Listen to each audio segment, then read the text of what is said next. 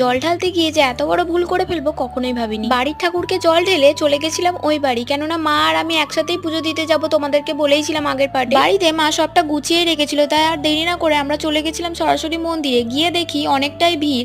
তারপর আমরা কোনো রকমের লাইন পেয়ে জলটা ঢেলে নিলাম বাবার মাথায়। শ্রাবণ মাসের সোমবার অনেকবারই করেছি, কিন্তু এই বছর যেহেতু মন্দিরে এসে ঢাললাম তাই কিছু নিয়ম থাকে, সেই সব নিয়ম মেনেই পুজো দিয়েছিলাম। 5 রকমের গোটা ফল, ফুল, চন্দন, বেলপাতা দিয়ে জলটা তো আগে ঢেলে নিলাম। সবার জল ঢালা কমপ্লিট হয়ে গেলে তারপর শুরু হলো পুষ্পাঞ্জলি। পুষ্পাঞ্জলি দেওয়ার পর সমস্ত মন্দিরগুলোতে ধূপ মোমবাতি জ্বেলে দিলাম, যেটা সবাই করছিল। এরপর চরণামৃতটা খেয়ে একটুখানি কিছুক্ষণ সবাই বসে জিরিয়ে নিল। তারপর হচ্ছে এবার উপোস ভাঙার পালা। বাবার দুয়ারেই নাকি ফলাহার করে যেতে হয়, তারপর সারাদিন আর কিচ্ছু খাওয়া যায় না। ডাল, গুড়, ফল, তাছাড়াও এখানে ছিল সাবু মাখা। এখানেই আমি করেছিলাম একটা ভুল, যেমন কলা পাতায় নিয়ে আমরা খাচ্ছি তেমন নাকি বাবাকেও দিতে হয়, সেটাই আমরা জানতাম না, ভুল করে ফেলেছি। কি আর করা যাবে।